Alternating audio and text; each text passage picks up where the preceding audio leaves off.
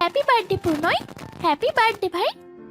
কানে পৌঁছতেই সজাগ হলো প্রণয়, সাথে সাথে উঠে বসল। চোখ গেল সামনে ঝুঁকে থাকা একজোড়া মুখের দিকে। মুহূর্তেই মুখের রং বদলালো, চোখ মুখ স্বাভাবিক থেকে শক্ত হয়ে গেল। তাদের থেকে দৃষ্টি সরে গেল টি টেবিলের উপর রাখা কেকের দিকে। সেটা দেখে যেন আরো রেগে গেল প্রণয়। শক্ত কণ্ঠে শুধু বলল, আমার সামনে থেকে নিয়ে যাও এটা। সূচনা কাঁপা কাঁপা কণ্ঠে বলল, প্রণয়, বললাম না নিয়ে যেতে। আকস্মিক চিৎকার দিয়ে বলে উঠল প্রণয়। মিসেস আফিয়া অবাক হয়ে গেলেন। সূচনা ঠায় দাঁড়িয়ে আছে। তিথিও ভয়ে চুপসে গেছে একদম। সূচনা বনে গেছে। চোখজোড়া থেকে পানি গড়িয়ে পড়তে সময় লাগলো না খুব বেশি, কারণ প্রণয় এর মধ্যে বিস্ময়ে বহু কাজ ঘটিয়েছে। একটা বেড থেকে উঠে সোজা যেয়ে টেবিলের ওপর রাখা কেকটা নিচে ফেলে দিয়েছে। সেকেন্ডের মধ্যেই সূচনার ঘন্টা খানেকের করা মেহনত আর এত আশা সব শেষ হয়ে গেছে। সূচনা তখনও ওইভাবেই দাঁড়িয়ে আছে। তিথি এক হাতে জড়িয়ে ধরে রেখেছে সূচনাকে। সে ভাবেনি প্রণয় এমনটাও করবে। বেশি হলে ধমকাবে, একটু বকা দিবে। তিথির ধারণাই এতটুকুই ছিল। কিন্তু প্রণয় কি করলো এটা? দরজার দিকে হঠাৎ চোখ পড়ায় মিসেস আফিয়াকে এতক্ষণে দেখল প্রণয়। উনি চাইলেও কিছু বলতে পারলেন না, কারণ মিসেস আফিয়া এতটুকু তো বুঝতেই পারছেন এই মুহূর্তে প্রণয়কে কিছু বলা মানেই তাকে আরো রাগিয়ে দেওয়া। প্রণয় তার থেকে চোখ সরিয়ে সূচনার দিকে তাকালো। সূচনা নিচের দিকে দৃষ্টি তাক করে রেখেছে। প্রণয় কাট কাট গলায় বলে দিল, তোমাকে যেন আমার চোখের সামনে না দেখি, যাও এখান থেকে। সূচনার বুক ধক করে উঠল। চোখ থেকে পানি অনবরত পড়তে লাগলো। দাঁড়ানোর ইচ্ছে না থাকলেও পা নড়ল না সহজে, কিন্তু দাঁড়ালো না এক মুহূর্তও। যেন শরীরটাকে টেনে হিঁচড়ে নিয়ে বেরিয়ে গেল রুম থেকে। তিথি এক পলক প্রণয়ের দিকে তাকিয়ে বলল, তুমি এমন বিহেভ করবে সেটা আশা করিনি ভাইয়া। তোমার পছন্দ ছিল জন্য ভাবি নিজে থেকে এত আশা আর ভালোবাসা নিয়ে কেকটা বানিয়েছিল। আর ভাইয়া তুমি। আর বলল না তিথি। সূচনার পেছনে ছুটল। মিসেস আফিয়ার দিকে তাকালো প্রণয়। মিসেস আফিয়াও চলে এলেন রুম থেকে। প্রণয় ফ্লোরে পড়ে থাকা কেকটার দিকে তাকিয়ে রইল কয়েক পল। সামনে থাকা টি টেবিলের মধ্যে লাথি দিয়েই রাগ কমানোর বৃথা চেষ্টা করল। তোর মনে হয় না তুই একটু বেশি বেশি বলে ফেলেছিস? মিসেস আফিয়া ক্ষিপ্ত হয়ে জিজ্ঞেস করলেন প্রণয়কে। গতরাতের পর থেকে সূচনা আর প্রণয়ের সামনে আসেনি। তার বলা কথাই মানছে। এতবার বলার পরও ও রুম থেকে বের হয়নি সে। দরজা খোলেনি একবারের জন্য ও। প্রণয় অবশ্য তেমন প্রতিক্রিয়া দেখাচ্ছে না। রোজকার মতো সকালে অফিসে গিয়েছে, সন্ধ্যায় ফিরেছে। সূচনার কথা ও জিজ্ঞেস করেনি। ফ্রেশ হয়ে রুমে ঘাপটি মেরে বসেছিল প্রণয়। তখনই মিসেস আফিয়া রুমে আসলেন। বেডে বসেছিল প্রণয়, পা জোড়া ফ্লোরে পড়েছে। মিসেস আফিয়া এসেই উক্ত প্রশ্নখানা ছুড়ে দিলেন প্রণয়ের দিকে। প্রণয় উত্তর করল না। মিসেস আফিয়া আবারও প্রশ্ন ছুড়লেন, কি দরকার ছিল অমন ব্যবহার করার? তার দোষ ছিল না। আর যদি বলিস তার দোষ ছিল তাহলে বলবো আমার বেশি দোষ, কারণ সূচনা আমাকে জিজ্ঞেস করেই নিয়েছিল। আমি বলার পরেই সে এগিয়েছে। মেয়েটা তো জানেও না কিছু, আর বেশি কিছু তো করেনি, শুধু একটা কেকই বানিয়েছিল আর উইশ করেছে। তাতে এত রাগ দেখাতে হবে? মামি, আমি আমার বার্থডে সেলিব্রেট করি না, আর কেন করি না তাও আপনি জানেন। কিন্তু সূচনা তো জানে না। যেহেতু সে জানে না, সেহেতু সেটা নিয়ে মাথা ঘামানো ও তার উচিত হয়নি। আমি তো জানতাম, তাও অনুমতি দিয়েছি, তাহলে আমিও দোষী। তুইও মেয়েটাকে যেহেতু শাস্তি দিচ্ছিস, তাহলে আমিও তো তার প্রাপ্য। আমি এই ব্যাপারে কথা বলতে চাইছি না মামি, সময় বুঝে ঠিক করে নিব। কবে ঠিক করবি? বড় কিছু হয়ে গেলে? সেই বিকেলে বাবার বাড়ি যাবে বলে বেরিয়েছে, এখনও আসেনি। আপাকে কল করে জিজ্ঞেস করেছি, বলল সূচনা নাকি যায়নি বাসায়। তাহলে কোথায় গেল বল, খুঁজে নিয়ে আয়।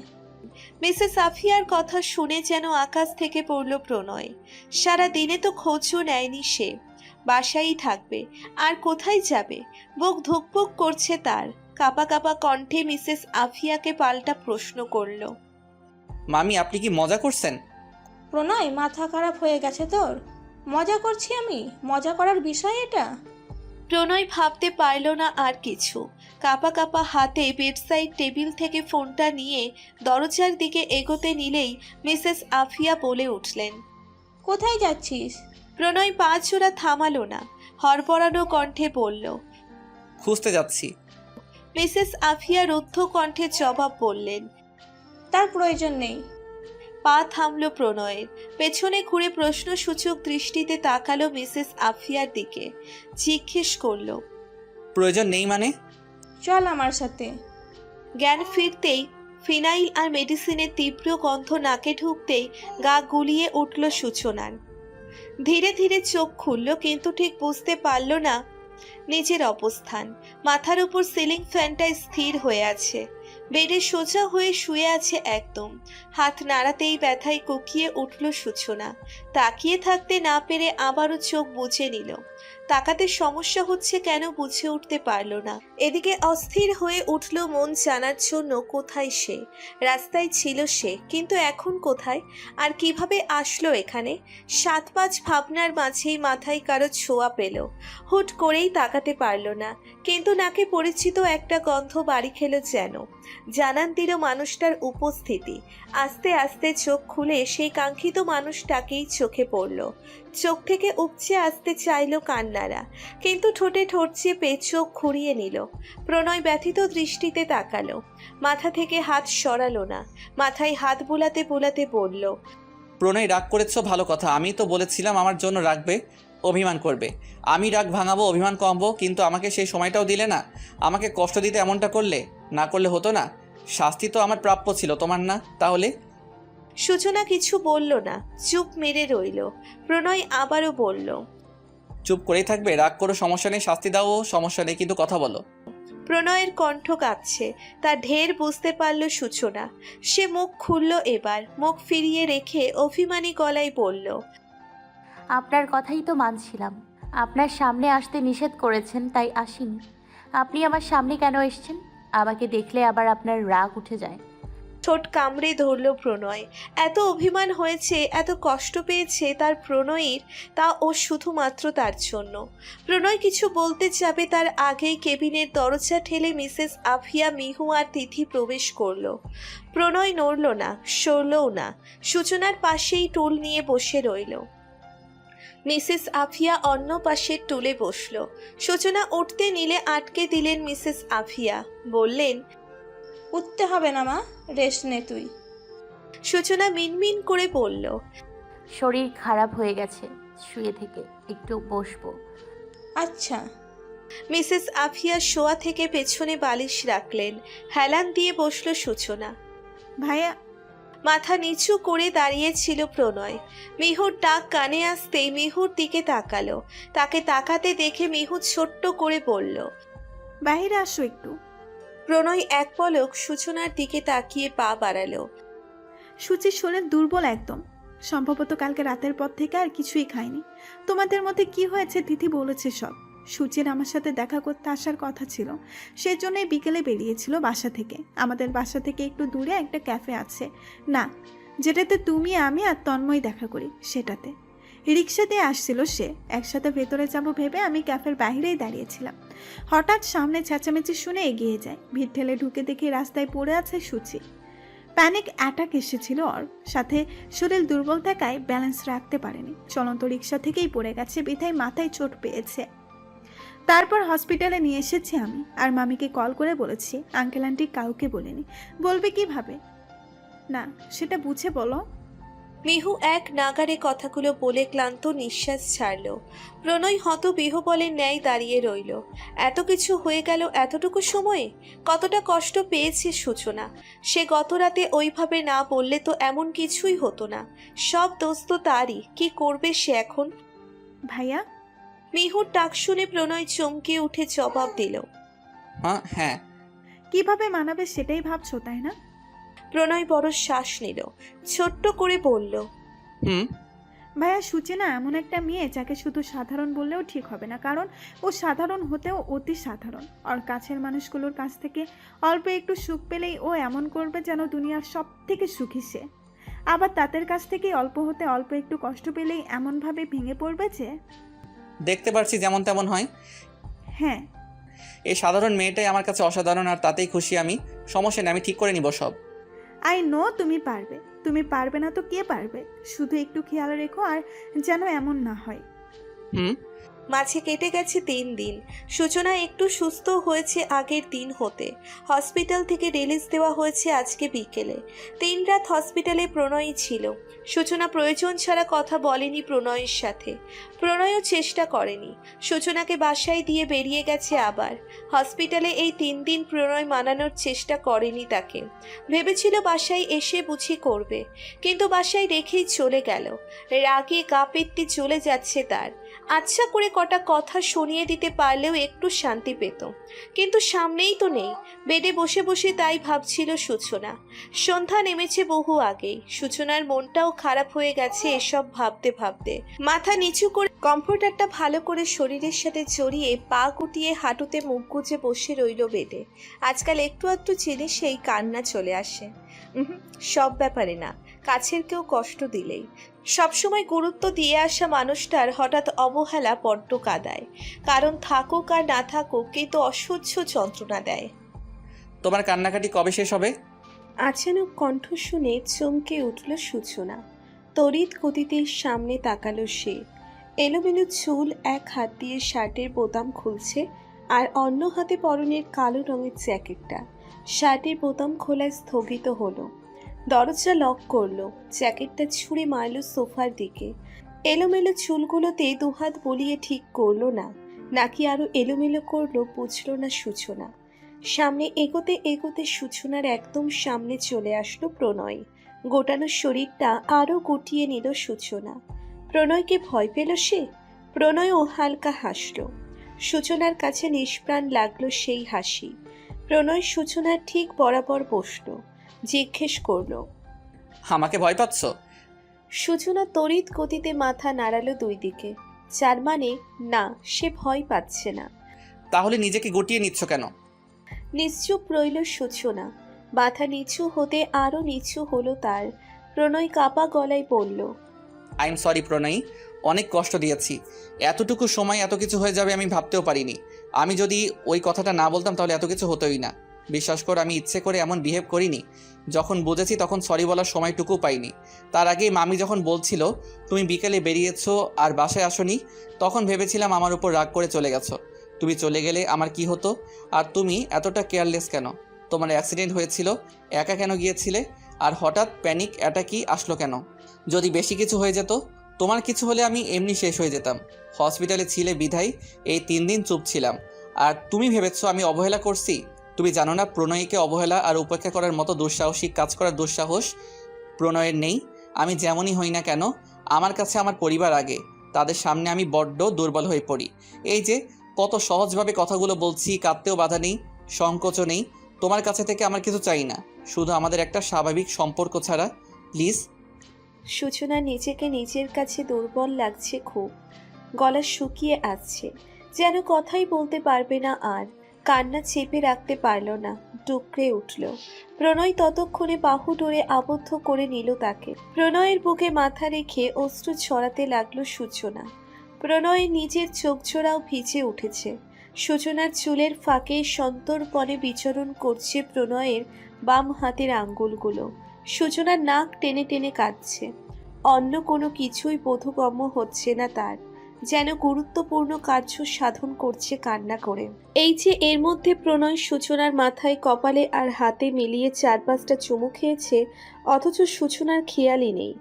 হলে লজ্জায় রাঙা হয়ে ওঠায় কথা না। প্রণয় বোধহয় সূচনার কান্না আর সহ্য করতে পারল না, তাই হালকা ধমকের স্বরে বলল, এবার কান্না থামাও প্রণয়ী। সূচনা বারণ শুনল, কথা কানেই পৌঁছল না, কান্না অব্যাহত রাখল। প্রণয় গলার স্বর আগের থেকে একটু উঁচু রেখে বলল, কান্না থামাও কাপকেক। এবার কান্নার স্বর নিচু হলো সূচনার। প্রণয় ডান হাতটা সূচনার মুখের ওপর রেখে বলল, আর কাঁদবে না। মাথা ওপর নিচ করলো সূচনা। প্রণয় মিহি হেসে বলল, that's like a good girl. বিনিময়ে সূচনাও জোরপূর্বক হাসল। সূচনা হঠাৎ প্রণয়কে শক্ত করে জড়িয়ে ধরে ক্লান্ত গলায় বলল। আমার কেমন যেন লাগছে প্রণয়। সূচনাকে নিচের থেকে ছাড়িয়ে মাথার দুপাশে হাত রেখে প্রণয় ব্যস্ত গলায় জিজ্ঞেস করলো। কেমন লাগছে? মাথা ব্যথা করছে? দেখি। সূচনার মাথার ডান পাশে হাতের দিকে তাকিয়েই প্রণয় চমকে উঠল। নিশ্চুপ ভঙ্গিতে সূচনা বেডে বসে আছে। কাপা কাপা হাতে সূচনার মাথায় ব্যান্ডেজ করে দিচ্ছে প্রণয়। সূচনা অবাক হচ্ছে প্রণয়ের হাত জোড়া কাঁপতে দেখে, তবে এই মুহূর্তে প্রশ্ন করার সাহসটুকু পাচ্ছে না। প্রণয় ধীর গতিতে কাপা হাতে সময় নিতে ব্যান্ডেজ চেঞ্জ করে দম নিল। ফার্স্ট এইড বক্সটা যথাস্থানে রেখে সূচনার কাছে আসলো। চোখ মুখ শক্ত করে জিজ্ঞেস করলো। মাথায় আঘাত পেয়েছো কিভাবে? আঘাত পাইনি তো। তাহলে ব্লিডিং হলো কেন? সত্যি করে বলো। সূচনা কিয়ৎক্ষণ চুপ করে রইল, নিচু স্বরে শুধালো। ওয়াশরুম থেকে আসার সময় হঠাৎ মাথাটা ঘুরে গেছিল। দেয়াল ধরে পড়ে যাওয়া থেকে বাঁচলেও মাথায় হালকা বাড়ি খেয়েছিলাম। দেয়ালের সাথে লেগেই সম্ভবত। এতক্ষণ বলতে পারোনি? খেয়াল করনি আঘাত? আচানক ধমকের স্বর শুনে চমকে ঈষৎ কেঁপে উঠল সূচনা। ভয় পেয়েছে সে। প্রণয় নিজেও চমকালো। নিজের আচরণে নিজেই নিজের উপর রেগে গেল। ডাক্তার বলে দিয়েছে সূচনাকে কোনোভাবেই প্রেশার না দিতে, উচ্চস্বরে কথা বলতেও নিষেধ করেছে, আর সে বারবার তাই করছে। মুখ ঘুরিয়ে লম্বা শ্বাস ফেলে নিজেকে শান্ত করলো প্রণয়। নিজেকে সামলে সূচনার পাশে বসলো। সূচনার কোমল কপাল জোড়ায় নিজের শীতল হাত জোড়া ছোঁয়ালো। নত মুখশ্রী উপরে তুলে নরম সুরে বলল। আই এম সরি, খুব সরি, অ্যাগেন সরি প্রণয়ী। যতবার বলবে ততবার সরি বলবো, তবু কেঁদো না প্লিজ। সূচনা দৃষ্টি নতই রাখলো, মুখ তুলে তাকালো না।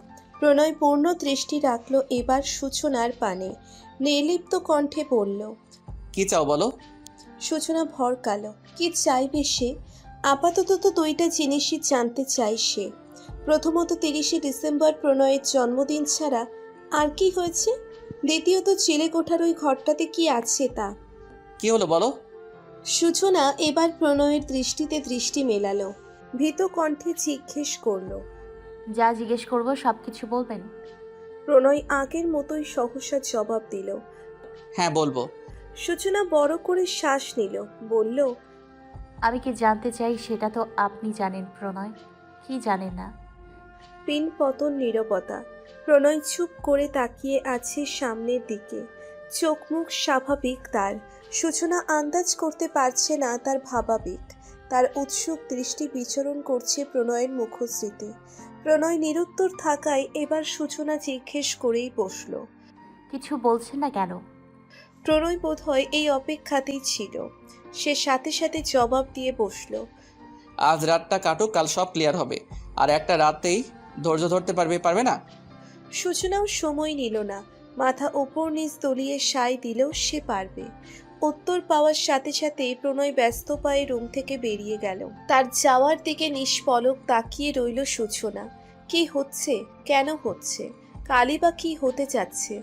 যাই হোক না কেন, খারাপ কিছু যেন না হয়ে থাকে। মনে প্রাণে তাই চাইছে সূচনা। কুয়াশায় জর্জরিত প্রকৃতি শীতে সারা শরীরে কাঁপন ধরিয়ে দিলেও ব্যালকনি থেকে সরছে না সূচনা। সবটা ঘোলাটে দেখাচ্ছে। প্রচণ্ড শীতে গা জমে যাচ্ছে, তবুও সে দাঁড়িয়ে আছে। গায়ে অবশ্য মোটা সোয়েটার জড়ানো তার, কিন্তু দেখতে গেলে এখানে দাঁড়িয়ে থাকা শুধুই। কোনো কারণ নেই, কিন্তু সেসব ভাবার সময় নেই তার মনের। আপাতত প্রণয়ের কথাই ভাবছে সে। কি বলবে প্রণয়? কি রহস্য হতে পারে? কোনো খারাপ কিছু শুনবে? সেটা কি খুব খারাপ কিছু? উফ, এত উল্টোপাল্টা ভাবনা কেন আসছে? আর এমন উল্টোপাল্টা ভাবনাগুলোই শুধু কেন আসছে ভেবে পাচ্ছে না সে।